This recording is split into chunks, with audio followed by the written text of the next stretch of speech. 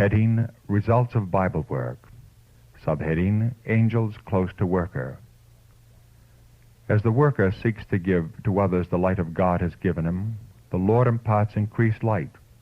In doing his best with an eye single to the glory of God, he realizes the value of souls.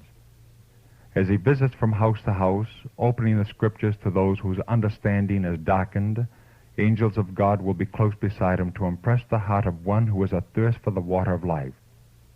Review and Herald, October 6, 1896. Subheading, Lord Works with Bible Instructors. Let strong reasons for our faith be presented from the Word of God, and let the truth in its sanctifying power melt its way to the hearts and minds of those who are under conviction. As the helpers give Bible readings in the homes of the people, the Lord just as surely works on minds as he does in the public services. Letter 160, 1901. Subheading, Miracles Wrought Through the Word. There will constantly be a struggle in order to gain access to the hearts of the ignorant and wicked. But do we individually try as earnestly and faithfully by personal effort as we should? Do we not hold ourselves too much aloof from the poor souls dead in trespasses and sins? Can we not, every one of us, arm ourselves with the intense earnestness of Christ and do more? I fear that there is not that faith that is essential. Shall we not brace ourselves against disappointments and temptations to be discouraged? God is merciful, and with the truth rejoicing, purifying, ennobling the life, we can do a sound and solid work for God. Prayer and faith will do wonderful things.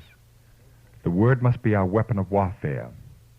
Miracles can be wrought through the Word, for it is profitable for all things.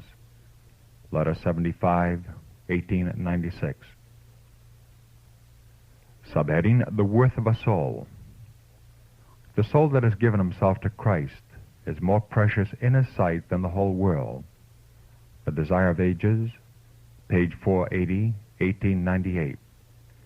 If but one soul would have accepted the gospel of his grace, Christ would, to save that one, have chosen his life of toil and humiliation and his death of shame.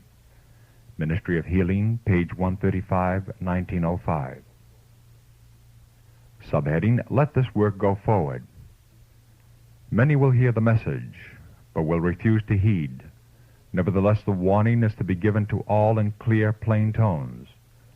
Not only is the truth to be presented in public assemblies, house-to-house work is to be done.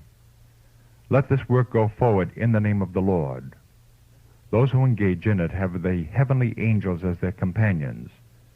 They will resist the attacks made by the enemy on those who are cooperating with God.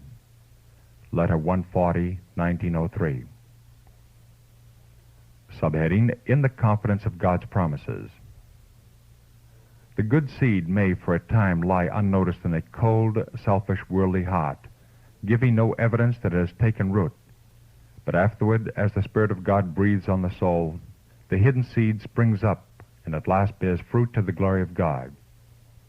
In our life work, we know not which shall prosper, this or that. This is not a question for us to settle. We are to do our work and leave the results with God. In the morning, sow thy seed, and in the evening, withhold not thine hand. God's great covenant declares that, while the earth remaineth, seed time and harvest shall not cease. In the confidence of this promise, the husbandman tills and sows. Not less confidently are we in the spiritual sowing to labor, trusting his assurance, So shall my word be that goeth forth out of my mouth. It shall not return unto me void, but it shall accomplish that which I please, and it shall prosper in the thing whereto I sent it. He that goeth forth in weeping, bearing precious seed, shall doubtless come again with rejoicing, bringing his sheaves with him. Christ's Object Lessons, page 65, 1900.